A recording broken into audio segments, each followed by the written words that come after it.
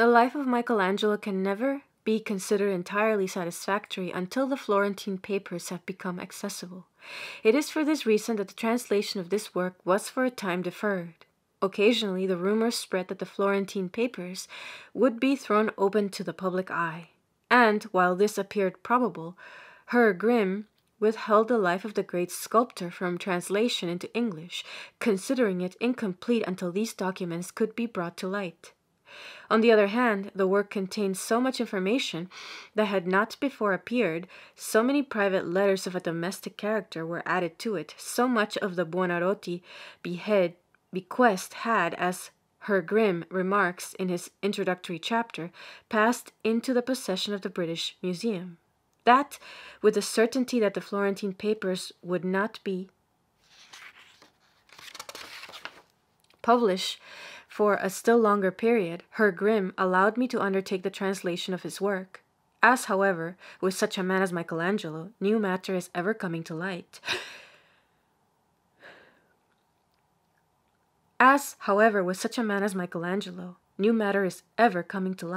And hence even a work of recent date may appear stale in its information. I applied to Herr Grimm on the issuing of this new edition to furnish me with any fresh particulars he may have obtained. I received in reply a letter from which I will make the following extract, informing me of all that has transpired respecting Michelangelo up to this present time.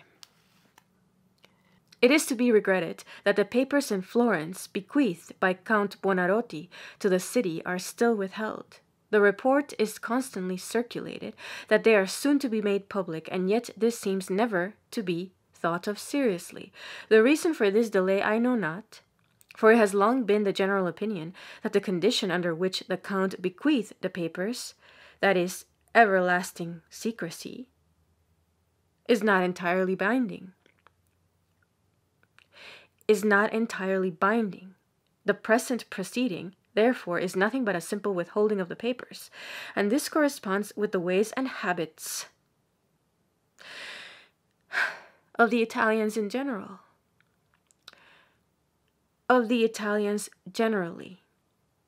There is a tendency constantly manifested by them to conceal scientific matter, and this for no rational reason, but simply for the sake of withholding things. We may suppose, however, that the newly awakened political life in Italy will produce the same liberality in scientific efforts as we are accustomed to meet with in Germany, England, and France. On the other hand, a new edition has appeared in Florence of the poems of Michelangelo, and for this the Buonarroti papers were made use of. I gather this from the title of the book, but I have not yet received it. This edition will be of real importance if it throws light upon the date of the separate poems. The uncertainty that has prevailed in this respect has been the reason why, hitherto, Michelangelo's poems have not been available as historical material. A new and interesting discovery to me has been a bas-relief full of figures about 2 feet high and 1.5 broad, casts of which I found in Basel and Berlin, and which may be regarded with tolerable certainty as Michelangelo's work. I have not been able to recover the original. The subject is curious. It is a group of sick, possibly dying people on the banks of a stream, which is characterized by the river god lying on it. In the air above hovers a Megara-like form. The personification, it seems to me, of the plague. If this conjecture be right, the work may belong to that sad period in Florence, during which we know so little, comparatively, of Michelangelo. It must also be interesting, especially to those acquainted with Rome, that we have now gained accurate information as to the position of Michelangelo's house in that city. A contract has come to light by which, after Michelangelo's death, Leonardo Buonarroti let his uncle's house to Daniele de Volterra.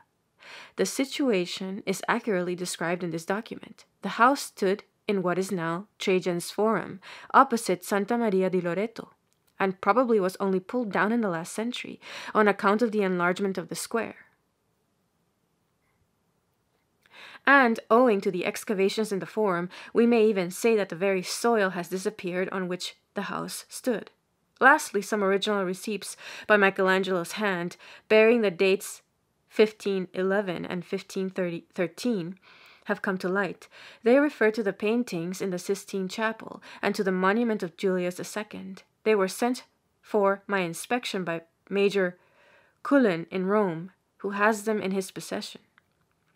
In a periodical entitled On Artists and Works of Art, Herr Grimm has published the documents referred to in this extract, and they appear to me too interesting in the information they afford to be omitted here. I have therefore added them to the appendix of the second volume.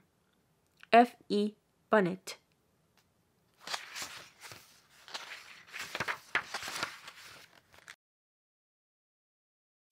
There are names which carry with them something of a charm. We utter them, and like the prince in the Arabian Nights, who mounted the marvelous horse and spoke the magic words, we feel ourselves lifted from the earth into the clouds. We have but to say, Athens, and all the great deeds of antiquity break upon our hearts like a sudden gleam of sunshine.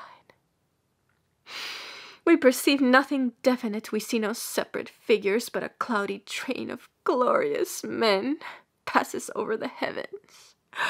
And a breath touches us, which, like the first warm wind in the year, seems to give promise of the spring in the midst of snow and rain. Florence! And the magnificence and passionate agitation of Italy's prime sends forth its fragrance towards us like blossom-laden boughs, from whose dusky shadow we catch whispers of the beautiful tongue. We will now, however, step nearer and examine more clearly the things which, taken collectively, at a glance, we call the history of Athens and Florence.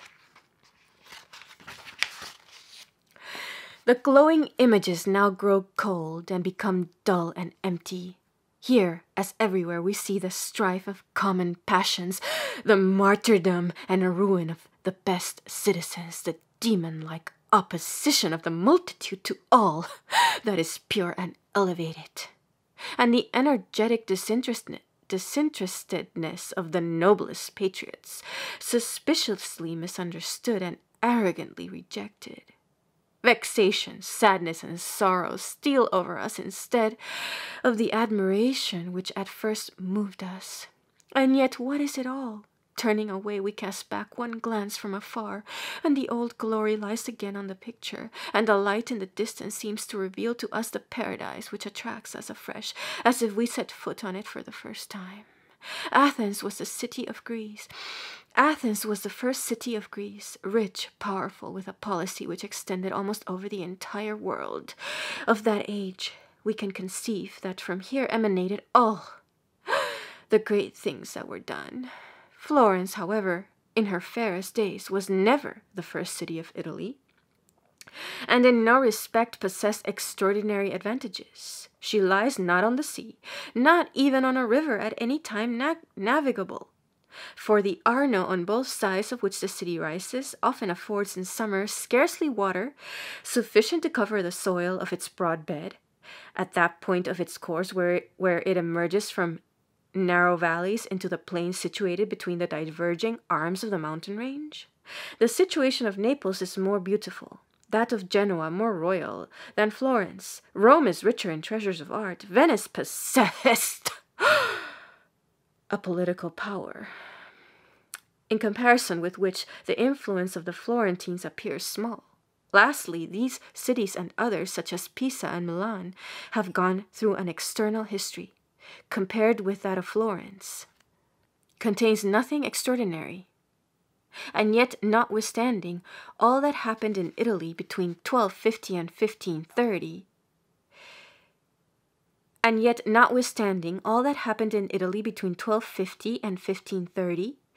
is colorless when placed side by side with the history of this one city. Her internal life surpasses in splendor the efforts of the others at home and abroad. The events through the the events through the intricacies of which she worked her way with vigorous determination, and the men whom she produced raised her fame above that of the whole of Italy, and placed Florence as a younger sister by the side of Athens. The earliest history of the city, before the days of her highest splendor, stands in the same relation to the subsequent events as the contests of the Homeric heroes to that which happened in the historic ages in Greece. The incessant strife between the hostile nobles, which lasted for centuries, and ended with the annihilation of all, presents to us, on the whole as well as in detail, the course of an epic poem. These contests, in which the whole body of the citizens became involved, began with the strife of two families, brought about by a woman, with murder and revenge in its train, and it is ever the passion of the leaders, which fans the dying flames into new life. From their ashes at length arose the true Florence. She had now no longer a warlike aristocracy, like Venice. No popes, nor nobles like Rome, no fleet, no soldiers, scarcely a territory. Within her walls was a fickle, avaricious, ungrateful people of parvenus, artisans and merchants, who had been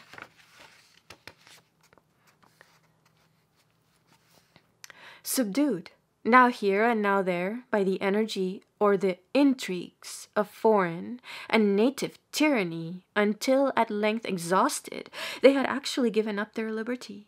And it is the history of these very times which is surrounded with such glory, and the remembrance of which awakens such enthusiasm among her people at the present day, at the remembrance of their past. Whatever attracts us in nature and in art, that higher nature which man has created may be felt also of the deeds of individuals and of nations. A melody, incomprehensible and enticing, is breathed forth from the events, filling them with importance and animation. Thus we should like to live and to act, to have joined in obtaining this, to have assisted in the contest there.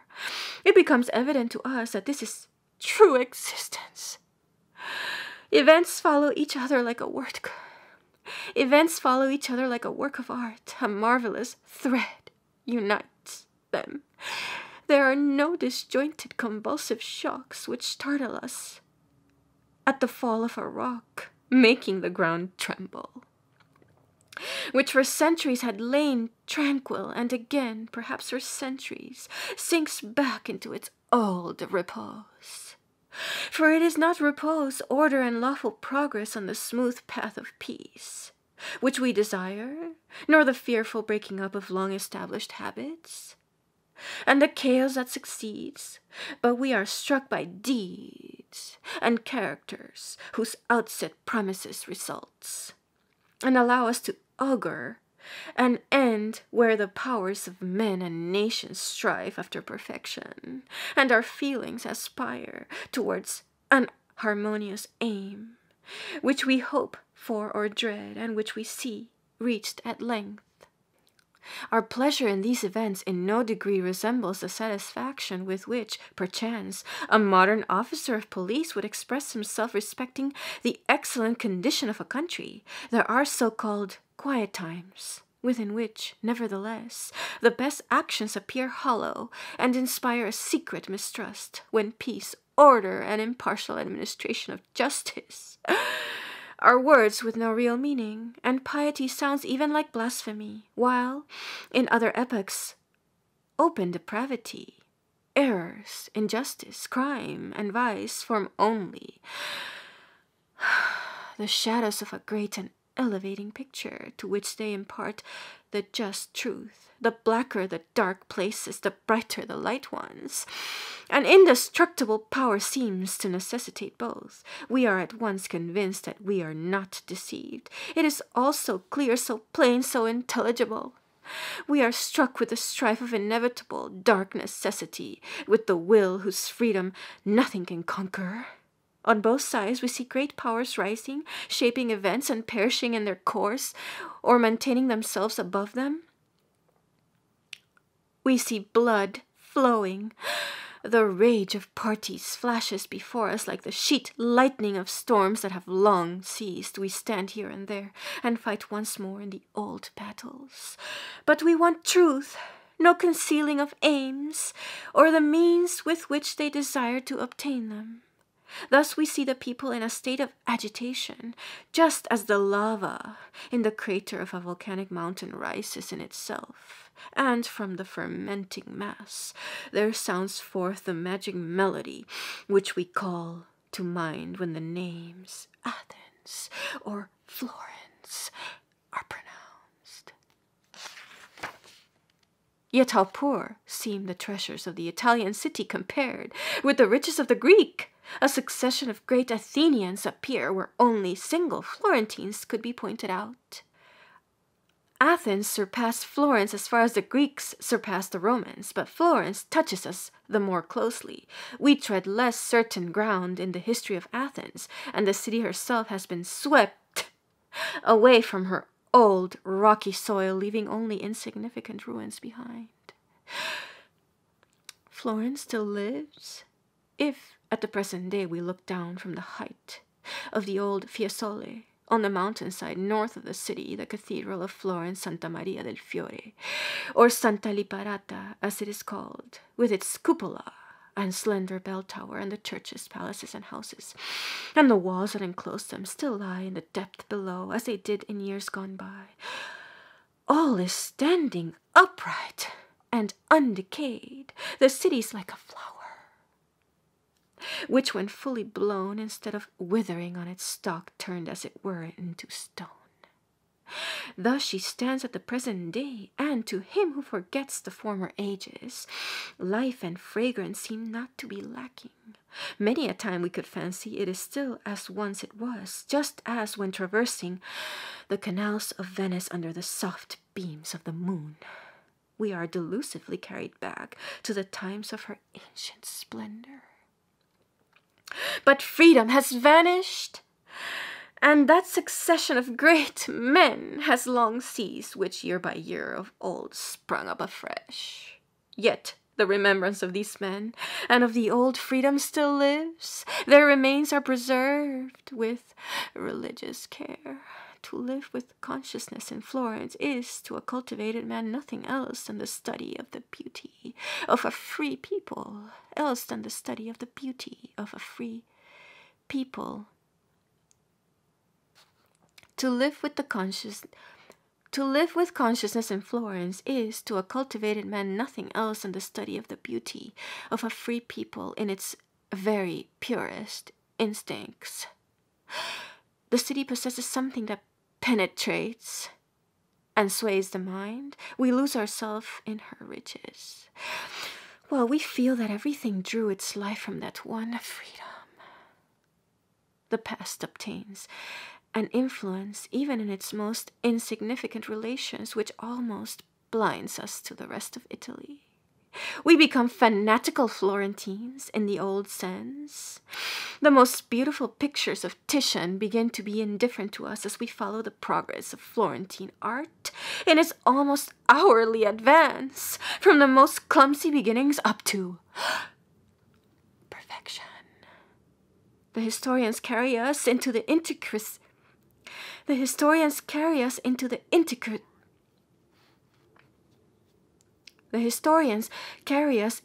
intricacies of their age, as if we were initiated into the secrets of living persons. We walk along the streets where they walked. We step over the thresholds which they trod. We look down from the windows at which they have stood. Florence has never been taken by assault, nor destroyed, nor changed by some all-devastating fire.